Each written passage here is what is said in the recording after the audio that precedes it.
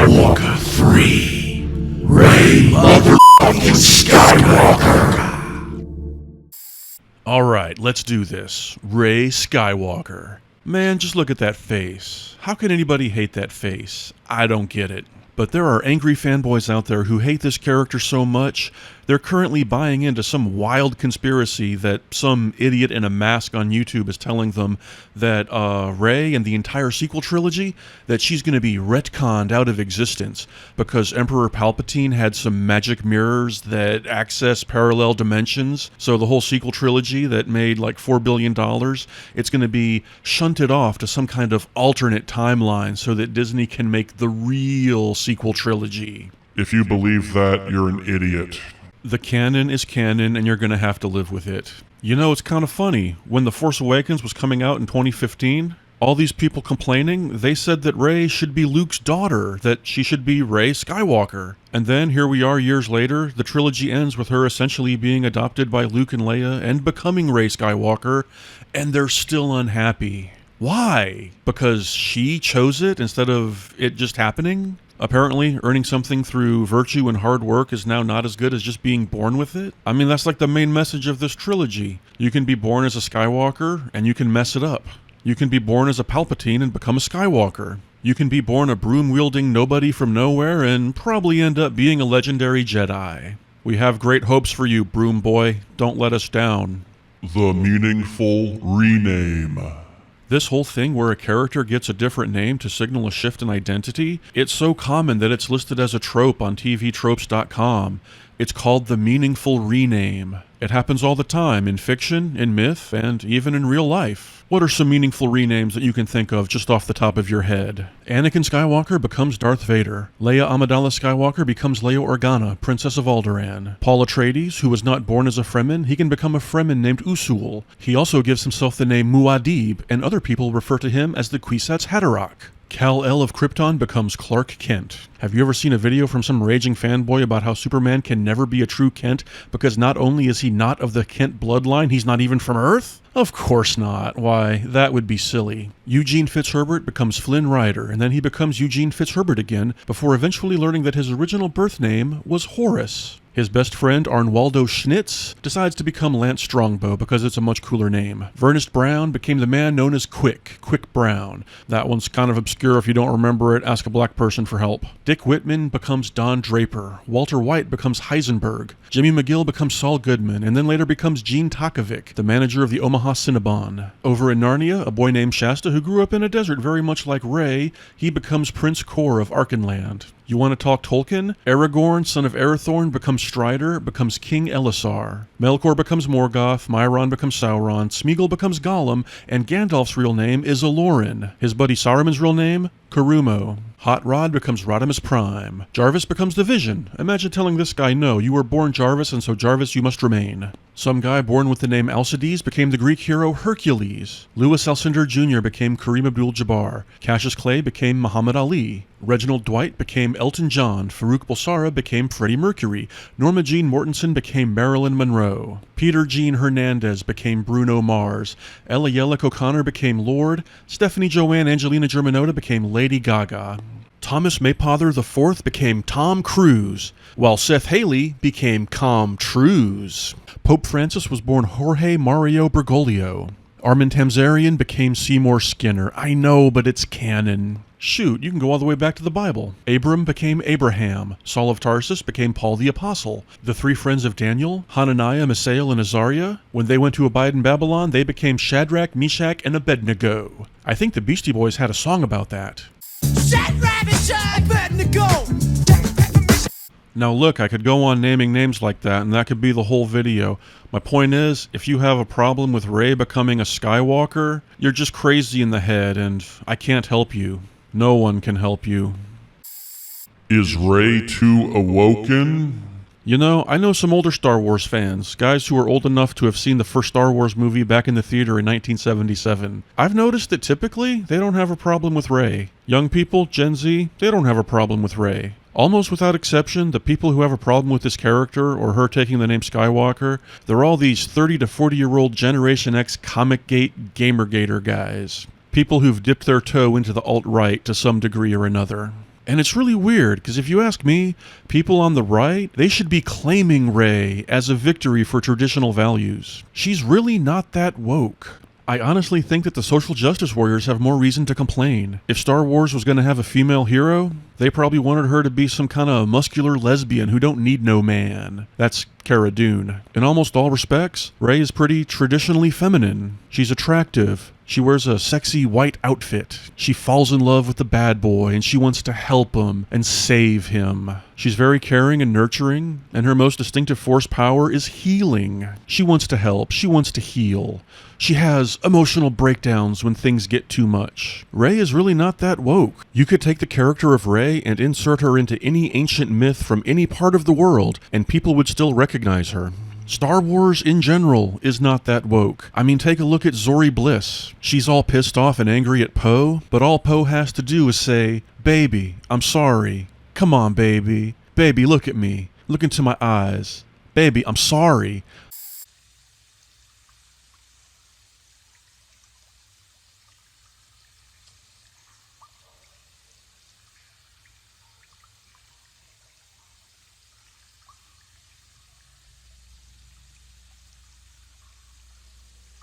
Oh, Jake. Jake, honey.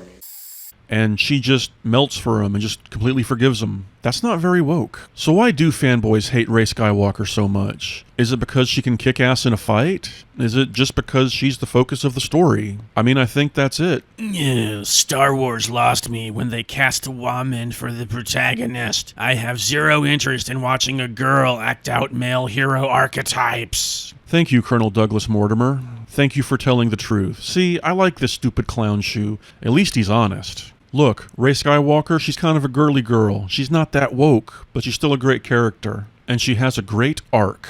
Rey has arc. Yeah, you've probably seen people saying that, right?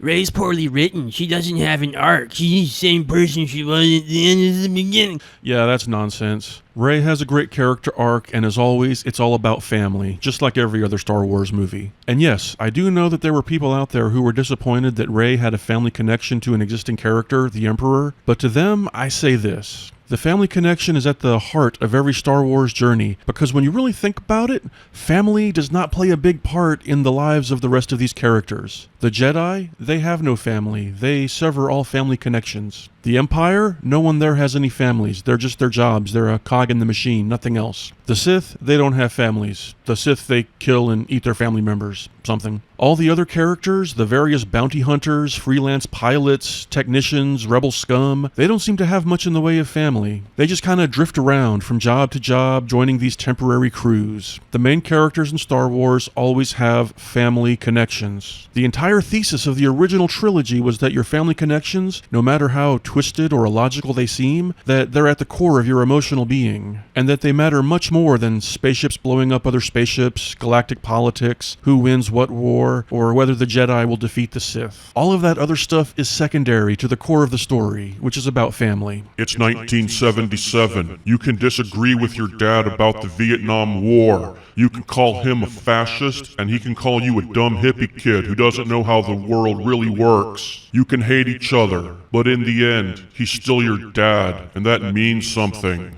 But how does it compare to previous trilogies? Like, okay, let's pause for a moment and look back at the first two trilogies. Luke Skywalker. He has an arc developed across 3 movies. In the first movie, his dad is dead, but his dad was like a great hero and an inspiration to him. In the second movie, he finds out that his father is alive, but he's actually very, very bad. In the third movie, he learns that his father still has some good in him and can be redeemed. The student becomes the master, the son saves the father, balance is restored. Anakin in the prequel trilogy. In the first movie, his mom is perfect, he doesn't want to leave her, but he has to, and that causes him pain and loss. In the second movie, his mother dies, and that makes him very angry. And more than that, he also seems angry that she went off and had a life without him. That causes some resentment there. She is no longer the ideal mother. She betrayed him, and then she died. By the third movie, Anakin has replaced his mother with another perfect ideal woman, but he starts to go mad with rage and power when she's threatened. And then he ends up killing her in a rage when she dares to defy him and becomes imperfect, just like his mother did. There's definitely some deep, weird Oedipal stuff going on there with your boy Anakin. So those are the two arcs that we have so far. Reconciliation with the father, separation from the mother. But what about Rey? What's her arc? Obviously, they didn't want to repeat any of those, so they had to do something different with her. They gave her the arc of an orphan. Someone who has no obvious family connection and wants to find her place in things. In the first movie, she's all alone, but she's holding on to this naive hope that her family will return. They'll return and give some kind of meaning to her life, until someone wakes her up and lets her know that that's not going to happen. Then she begins to view Han Solo as a possible surrogate father figure. Unfortunately, he has a pre-existing family connection that takes precedence over her, the connection with his son, and because of that connection, he dies, and she no longer has that bond. So her initial attempt to find her place in the galaxy fails, but she does end up with the Resistance, which is better than where she started. In the second movie, she seeks to find a place with Luke Skywalker, to have this identity as a Jedi and his student. That also does not work out as well as she hoped. At the same time, she's being distracted by the cute bad boy. The bad boyfriend who offers her a place, offers her his hand. Because, you know, falling in love, getting with a significant other, that's also a type of family connection. But she can't do it because he's wrong. He also dishonestly tries to poison her earlier image of her family, tries to convince her that they must have been bad people. And she starts to believe it. I mean, come on, doesn't every teenager go through that phase where they think their parents are jerks? You know, my parents couldn't give me the life I wanted, so they must have been bad people? But ultimately, it doesn't work, and she ends the movie with Leia, who becomes kind of a surrogate mother. So by the third movie, she's almost at peace, but not quite. She's drawn back to that bad boyfriend because they still have that connection. He then reveals her true parentage and that she has a connection to the dark side, something else that can separate her from her friends and draw her closer to him. She does become separated from her friends because she's scared of all the anger and darkness inside her. She ends up falling into the pit of shame and despair, and she almost gives up. But after some encouragement by her mentor, she stands up to her evil family, declares her independence, she redeems her bad boyfriend, and she ends up saving the day and becoming the hero she thought she could never be. How is that not an arc? And if that surface level arc for Rey, if that's not enough for you, you can always look at it through the lens of Dark Freudian sex stuff. See, that's the thing about these online nerds. They tend to look at myths in a very shallow and surface-level way. They see this new trilogy and they're mad because it doesn't conform to all their Spurg lore, and, you know, nerds like to have everything be connected to everything else. They're always looking at the surface, but they tend not to look under the hood. And, okay, I'm not even sure if I wanted to go here, but I feel like I have to. There are some people who think that you need to look at myths like Star Wars through a very Freudian lens. There are some who believe that everything we humans do, all of our art and language and culture, ultimately, it's all about sex. No matter how logical or rational we think we're being, at all times, our fundamental, deep lizard brain is thinking about sex and pretty much nothing else. See these people making the movie? The only reason they're making this movie is that they want the money and prestige that will allow them to get better sex, better sexual partners. It's all the mating game. It's that alt-right world where everything is just Chads and Virgins and Stacys and nothing else. And if you want to look at this new trilogy that way, then every time Rey has a brush with the dark side with Kylo Ren, it's all about her feeling sexual attraction for him, but feeling guilty about it. She feels guilty about it. She has a father figure who angrily disapproves, and she has a mother figure that she doesn't want to let down. She wears the white outfit because she wants to be pure for her mother Leia, and she doesn't want to become stained or dirty by the dark side. The dark side of sex. I mean, come on, you have the bad boyfriend, he takes the symbolic thing that can bring her to the dark side, and he sits there and boasts that only he has the power in that relationship. Only he can take her to the hidden place. And she angrily whispers, Give it to me. Give it to me.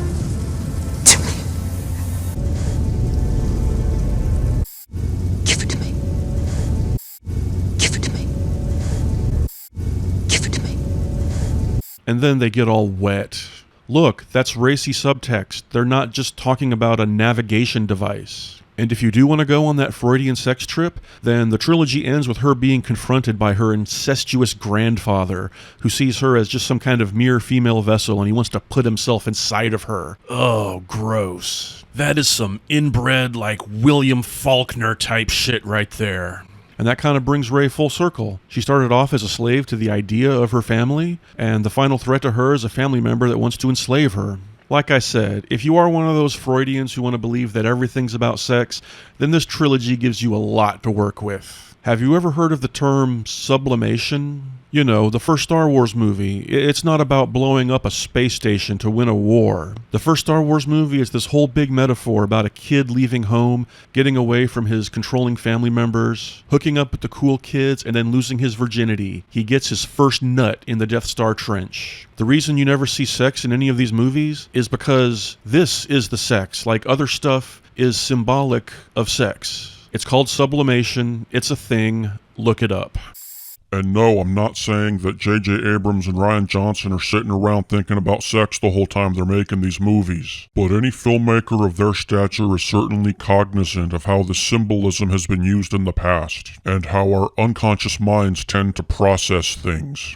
So Rey, she has this very kind of complex three-part journey. It's this continual war between her ego, her superego, and her id. She's torn back and forth between her childish desire to have a family and belong somewhere, along with her desire to become a Jedi, which is kind of an abstract realization of virtue, being a good and pure person, but constantly being pulled to the dark side by her raging id that's attracted to Kylo Ren. Do you remember the hole on Ahch-To, the dark place? She's trying to become a pure Jedi, but she immediately goes to the dark place. Luke's an old man who's been there. He knows that can lead to trouble. And when Leia tells her not to be afraid of who she is, it's like saying, hey, look, kid, it's okay to be horny. It happens to all of us. And see, that's why these angry fanboys don't like the character of Rey. They can't relate to a woman's perspective about being ambivalent about sex, about struggling with it. The only female characters they want to see are the simplistic super babes who are just ready to go. They want the hot warrior babe who's going to be changed by the male character. They don't like this idea of the male character changing for the heroine. But anyway, enough about that. Her arc ends with her having fully mastered her Jedi powers. She's a complete person. She realizes that her birth family were not bad people, but neither can they define her. The bad boyfriend, he vanishes from her life, as first crushes tend to do, and she realizes that her true family are her friends, as well as the two Skywalkers who mentored her. And physically, she ends up right where she began, by herself, in a desert with BB-8 at her side. She's in a physically similar place, but she's a completely different person. The angry nerds online, they want to know if she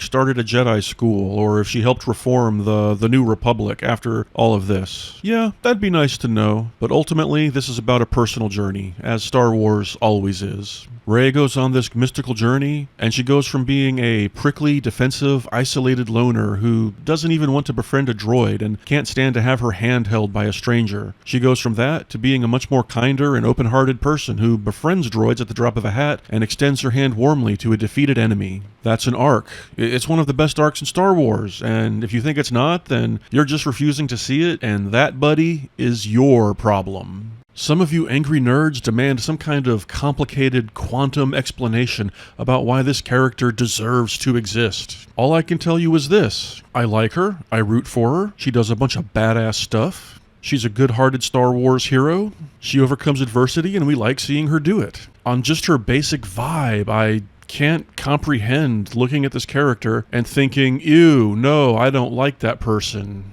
I mean, just look at her. She's delightful. What the fuck is wrong with you people? Yeah, but did Rey do too much cool stuff? Was she too powerful? Look, I want you to think about this. In the very first Star Wars movie, we see Darth Vader kinda slowly lumber into a rebellion ship and slowly choke a guy out. Nothing wrong with that, but it is a little bit low-key by today's standards. In contrast, at the end of Rogue One, we see what Darth Vader did 20 minutes before that. The hallway scene where he just does all this badass ninja shit, just tearing through these guys using his force powers just in a completely awesome way. Look at that shit. Fuck yeah. The simple truth is that modern audiences want to see a little more zazz in their action sequences, and I mean, George Lucas couldn't really have even been expected to come up with something like this in 1977. It just wasn't in the cinematic vocabulary. So these nerds are just going to have to accept that, yeah, you're going to get to see Rey do some cool, powerful shit. I get the feeling there's all these nerds who want to be like the power police. They don't think that Rey should be allowed to do anything unless it's significantly less powerful than what Luke Skywalker was able to do in the original trilogy. No, she did something more powerful than Luke. That's not fair. No, that wouldn't be fair to filmgoers. They'd be bored stiff. Because when you go back and watch the original trilogy, Luke Skywalker was only allowed to do a very limited amount of cool things. It would be silly to hold Rey to that standard. The movies give you 3 different explanations of why Rey's so powerful. Palpatine blood, the dyad with Ben Solo, and she was raised in a super rough environment. If those explanations aren't enough for you, then you're out of luck. Would you change anything about Rey? Nah, not really. She's one of my favorite Star Wars characters, and that's about as good as it gets. I guess if I had to change anything about Rey, it would be her appearance just a bit. She is very pale and polite for having grown up on a desert hellhole like Jakku. You know, make her more tan. Give her some sun-bleached hair, rough her up a little bit, give her some, scars and brands and tattoos. Make her look really rough, throw a little bit of Imperator Furiosa in there. See, the thing about me, I'm all about that freak shit. You could even make her borderline feral. Have her pick her nose, no manners whatsoever. I mean, she don't know no better, she wasn't raised. Have her eat little creatures directly out of the shells. I know it has no place in the trilogy, but I can imagine some kind of scene that's, Ladies and gentlemen, presenting our special guest, Miss Rey Skywalker. She was trained by the legendary Luke Skywalker himself. She is the hero of Exegol who defeated Palpatine. Mistress Rey, would you like to say a few words? But nah, she's there stuffing food in her pockets. Can't talk. Eating. You know, something like that. See, this is why they don't put me in charge of anything. Maybe y'all aren't ready for that yet, but your kids are gonna love it. What's next for Rey? Where her character might go from here, I'm not sure, but I'd really like to find out someday. I'm pretty sure this is not the last that we've seen of Rey Skywalker. Whatever the future holds for her, it'll probably be a little dark. Star Wars in general is not kind to its heroes. This moment, standing before the 2 sons of Tatooine, this is her moment. This is her moment of victory, fulfillment, and self-actualization. This is the high point of her entire life. Whatever happens after this, it's probably going to be a bit more tragic. Because the next phase of the hero's journey, as per Star Wars, is the journey into death, into acceptance of death. She's going to go down the same road that Han Solo and Luke Skywalker went down. She will die at some point, but hopefully it will be a noble death. Because that's what we expect of our Star Wars heroes. Noble death, noble death, noble death, noble death. That's what's ahead for Rey Skywalker, and I can't wait to see it someday.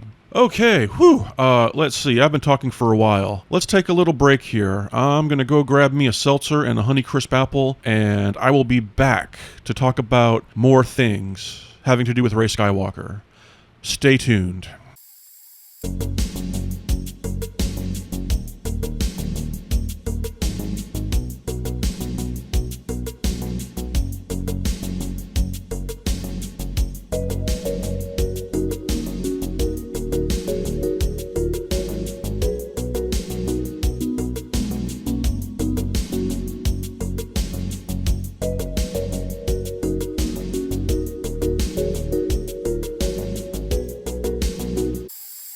Okay, I'm back and ready to talk more about Rey Skywalker. I think this next section, I'm going to call it Angry DudeBros / Anakaela Skywalker. I want to talk a bit more about all those angry DudeBros who don't believe that Rey should have the Skywalker name. You know the type. They don't like Rey, they don't like Captain Marvel, they don't like the new She-Ra, and they don't like Korra. They're the guys who ask us to believe that with all the crap that we nerds consume on a daily basis, those 4 strong female characters are, poorly written. I saw Birds of Prey this weekend, and it was one of the worst made movies I've ever seen. Completely incompetent on every level. I also saw Bloodshot, and you know what? It is surprisingly good. Yeah, right. I saw Bloodshot. Middling at best.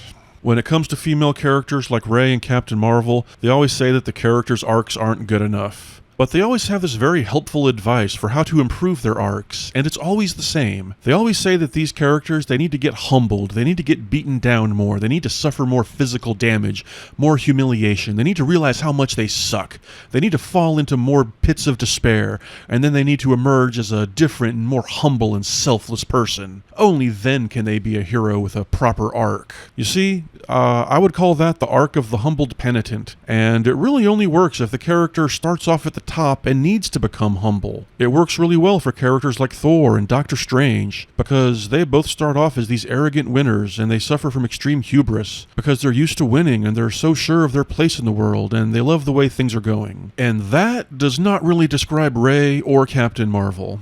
Rey is an impoverished nobody from nowhere, and that's how she thinks of herself. The fact that these angry nerds think that she needs to be taken down a notch, I mean, this is insane. Oh, look at her, living in squalor, barely getting enough to eat, working all day in the hot sun. Oh, she just thinks she's so good, doesn't she, Miss High and Mighty? I bet she even has a blanket in there. Bah! I think we need to see her get cut down to size so she can learn some humility. Like, what the hell, man? It's the same thing with Captain Marvel. She spends her whole life being shit on and never being good enough, never getting to be the winner. See, their arcs, it's kind of the opposite of the humble penitent thing. They're the losers who have to find the strength and confidence to see themselves as capable of winning. The male equivalent of them would be, Harry Potter or Aang from The Last Airbender. But the angry DudeBros, yeah, they don't like any arc for a female character that involves getting better. They just want to see them, get put in their place and realize they're not so great. But hey, don't you dare say that they have a problem with women, because they will dispute that fact. But you know how I know these angry DudeBros are hypocrites? Because they also tend to hate Korra from The Legend of Korra. She was one of the few female heroes who actually did go through the humble penitent arc. Korra, she was like Thor. She started off her life with these incredible physical gifts, but she eventually did lose. She got knocked down into the mud big time. She was crippled. She couldn't walk. She vanished. She went through years of intense pain and loss, and she slowly got better. But even once she was able to walk again, she lost her fighting spirit, and she had to wander around the earth as this directionless bum for years before getting her mojo back. During that whole last season of The Legend of Korra, both the audience and the characters in her universe, they couldn't believe how low she got knocked down. People said, "Holy crap, I can't believe they did that to Korra. Like, that was brutal." But does that mean the angry DudeBros like her? No. They still say things like, Nah, Korra sucks. She has no arc. She's just there for girl power. No woman actually has muscles like that. Katara's better. if there was like an equivalent of Korra in the Star Wars universe, it would be like this hypothetical female version of Anakin Skywalker. And damn, this face app technology is really something else. Like, that's impressive. That gives me confused feelings right there. But nah, just imagine this lovely young woman doing all the stuff that Anakin does. Anakaela Skywalker. Always smarting off to her sensei, jumping out of the speeder, confident that she's going to land right where she needs to be, demanding to be made a Jedi Master, pursuing the person that she wants and making them love her, and then turning to the dark side and screaming, I have brought peace to my new empire. I'm going to overthrow everybody and rule the galaxy. And then she accidentally kills her boyfriend who tries to talk some sense into her. That would be a good arc, right?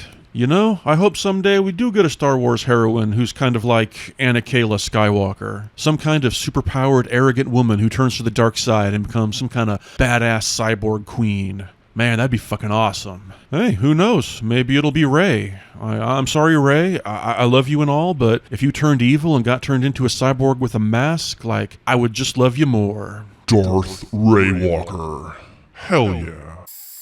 When it comes to character arcs, I sometimes think that the film characters like Rey, and Finn as well, they're kind of at a disadvantage. Because of the nature of the movie machine, before these films even came out, we were basically told up front that this girl and this guy, they were the heroes. We knew that they would win in the end. So when we see them acting selfishly or cowardly in the first movie, it doesn't really register as much because we know they're going to come out on top in the end. See, this is why I think Ahsoka Tano has become such a well-loved character. She spent all those endless seasons as just a sidekick, and the audience had no real expectations of what might become of her. A lot of people thought that maybe Count Dooku would kill her just to give Anakin some extra motivation. Ahsoka might live, she might die, she might turn to the dark side, she might become a hero. We didn't know what was supposed to happen to her, and there were all those times when it looked like she was just going to be gone from the story. In 2013, she walked away from the Jedi Order and just disappeared. People had no idea if she would ever be back. Then in 2015, when she reappeared in Star Wars Rebels, it looked like Darth Vader killed her, and most people thought she was dead for good.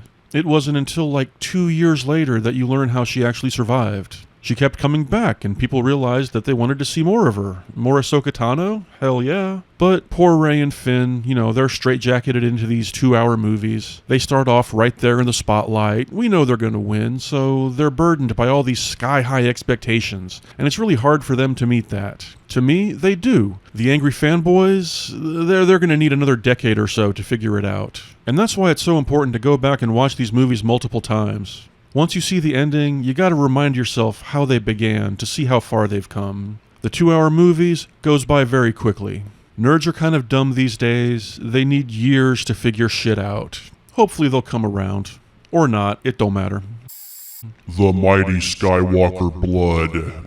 A lot of these angry nerds, they don't think that Rey deserves to be a Skywalker because it supposedly ends the Skywalker line. Ben shouldn't have died. He needed to live and have babies so that there could be more Skywalkers in the future. I mean, what about Anakin? What about his legacy? Did Anakin not deserve a Skywalker dynasty that would last forever? To me, that's kind of a weird way of thinking because it was the fate of almost every other Jedi to die without having kids. What about the Kenobi line or the Tano line, huh? What about Plo Koon and Kit Fisto? Is it some kind of genetic tragedy that there's no little Koons or Fistos running around the galaxy to carry on their legacies? If Yoda's race is so cosmically special, shouldn't Yoda be breeding like mad? Oh, wait, maybe he did.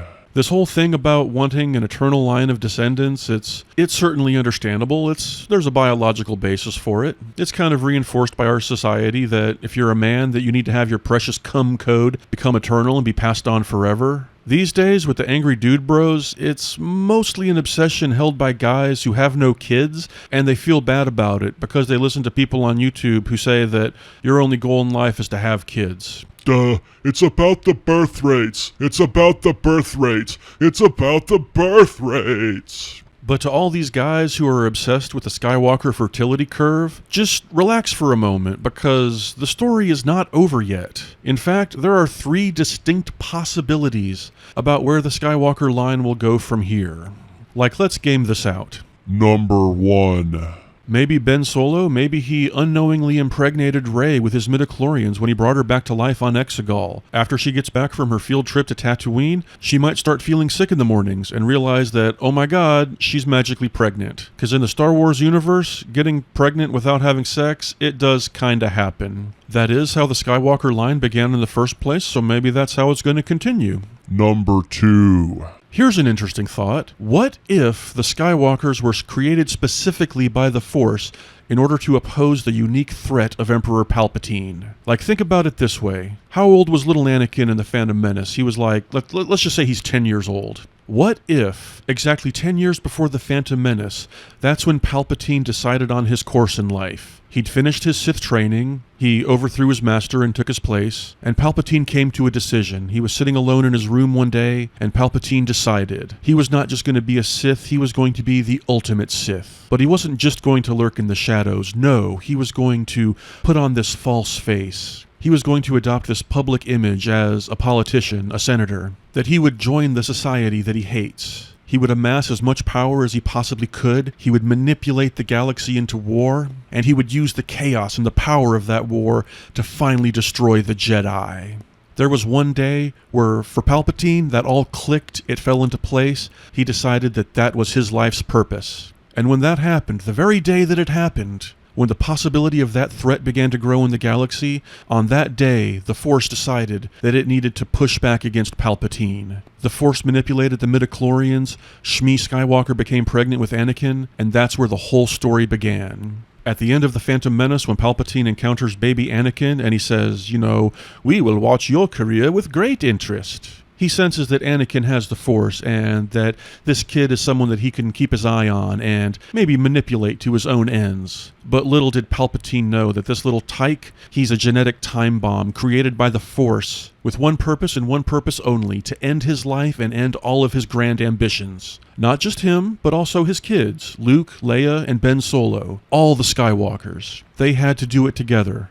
Theirs was a dark and twisted path, but in the end, they succeeded. The Skywalkers put an end to Palpatine, his unique evil was vanquished, and the very moment that that happened, then there was no longer a need for any other Skywalkers. The Skywalkers were created for a purpose, they fulfilled it, and then they vanished.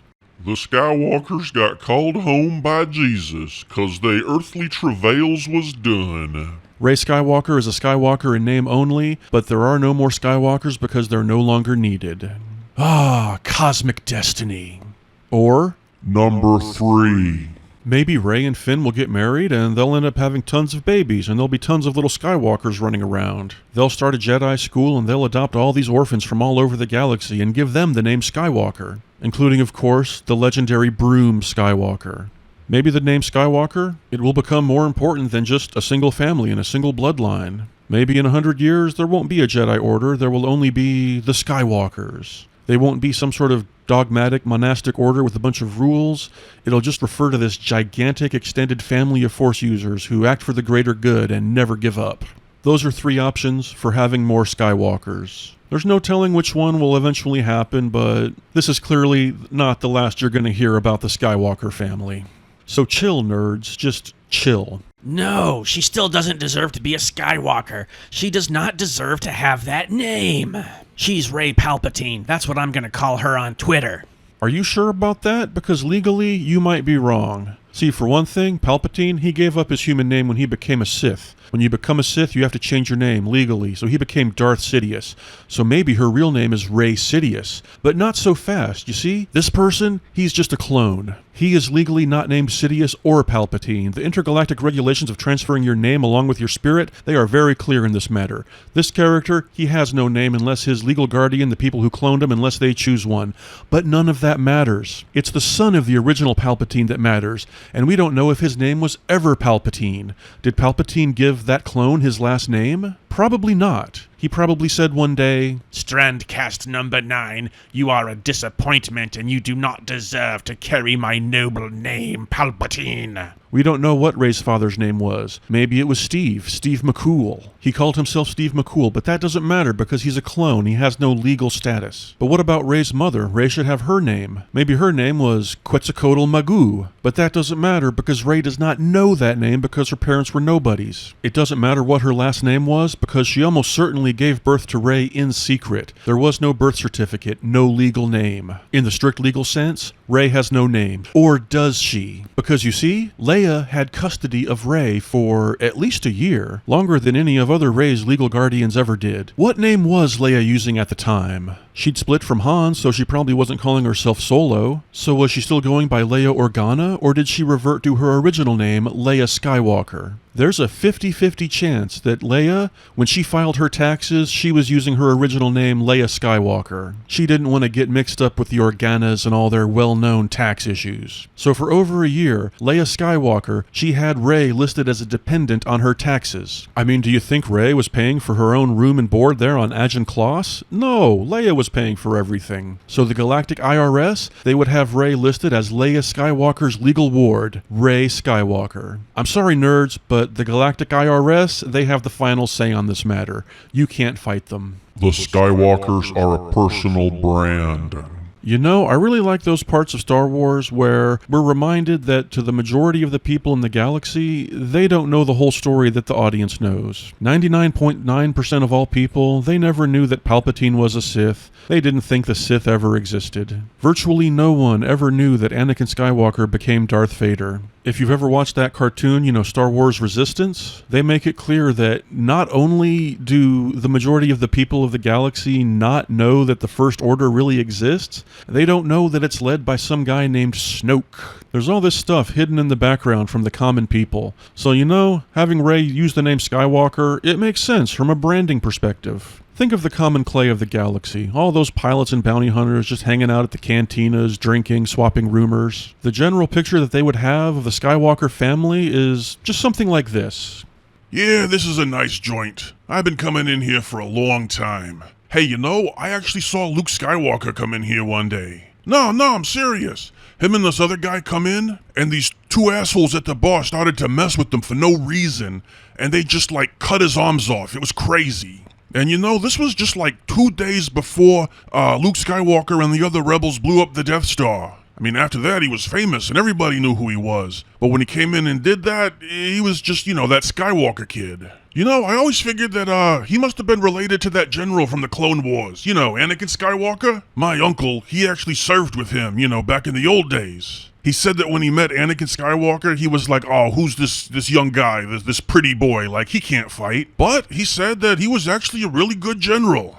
Does anyone even really know what happened to him? I mean, I assume he got killed with all the other Jedi during the whole Purge thing. And you see that guy over there? He told me once that he saw Anakin Skywalker personally get executed by Darth Vader. I don't know if I really believe that. Maybe true, maybe not. So, what's up with this new girl, Rey Skywalker? What's the deal with her? 'Cause see, the way people are talking, the other week when Lando Calrissian and the Resistance, they put out that call to go fight the Emperor on, wherever he was. He had some kind of hidden base and they couldn't find it. Except this girl, Rey Skywalker, she found it somehow, and she led the rest of them to it. My buddy over there said that she was flying Luke Skywalker's old X-Wing.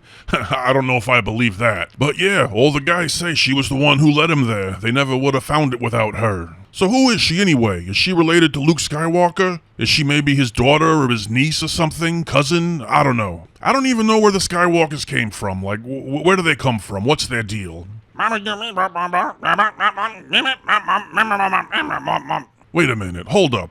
What was that? You're telling me that she's not related to them? That she's Emperor Palpatine's granddaughter? The daughter of his cloned son? But she was trained by Luke and his sister? And after they died, she took on their name to honor them? And when the Resistance went to Exegol, she personally went down to the planet and fought her grandfather, the Emperor, and defeated him, like for good. By summoning the spirits of all the dead Jedi, she did it? Look, buddy, that's a great story. It's so crazy, I wish it were true.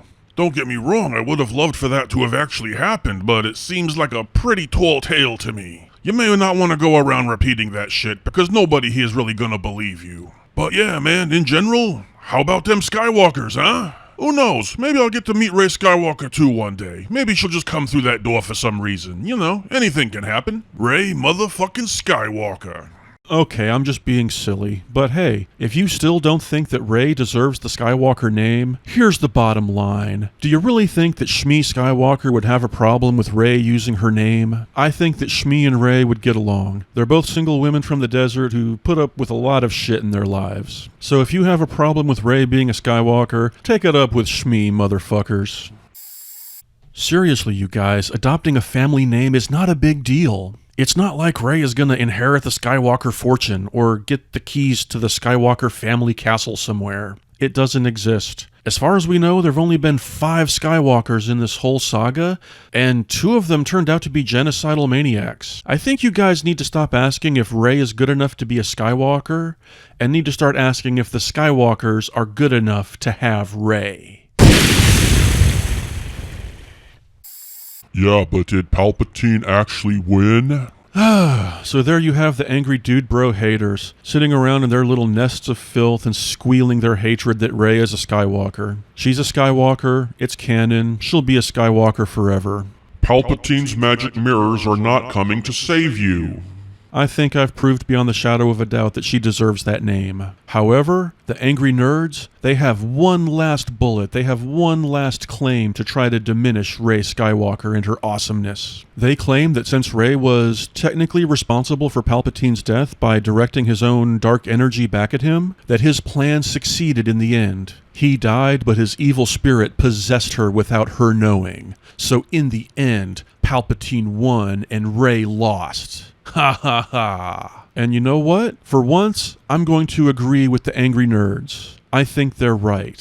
Palpatine did possess her. For one thing, it has kind of that cool connection to Dune, since a lot of Star Wars was inspired by Dune. It's very reminiscent of the dark connection between Alia and Baron Harkonnen. Alia kills Baron Harkonnen, who is, in fact, her grandfather. But then when she grows up, the residual traces of Baron Harkonnen in her mind possesses her, takes her over, turns her twisted and evil. Oh my god, Rey is going to be just like Alia. She's going to be possessed by the spirit of the Emperor and have to kill herself by jumping out of a tower, just like Alia did. But wait, no. Alia and Rey are similar, but not the same. The nerds, their knowledge of the Force is incomplete. For you see, Rey Skywalker is the greatest Jedi who ever lived, and she is capable of learning Force powers instinctively without being trained. That's been well established. So yes, Palpatine, he did indeed possess Rey Skywalker. However, it was only for a very short time, because of course, Rey, being the Force genius that she is, she instinctively knew the power of Force Cleanse, also known as dark side excretion. When she was on Tatooine honoring the legacy of Luke and Leia Skywalker, she felt something rumbling within her belly. She sensed the sickness within her. It's like she'd eaten some bad beans or something. And using the power of dark side excretion, she crapped Palpatine's soul out onto the desert sands of Tatooine. And there he remains to this day. His soul trapped in a turd, withering and drying up, turning to dust underneath the merciless glare of the binary suns of Tatooine. He's like Pickle Rick, but without the happy ending. Look at you, Palpatine. Look at what you've become. Rey Skywalker, she never even knew that it happened. She got back on her ship, flew off, and continued her magical journey. Hell yeah. Rey, motherfucking Skywalker.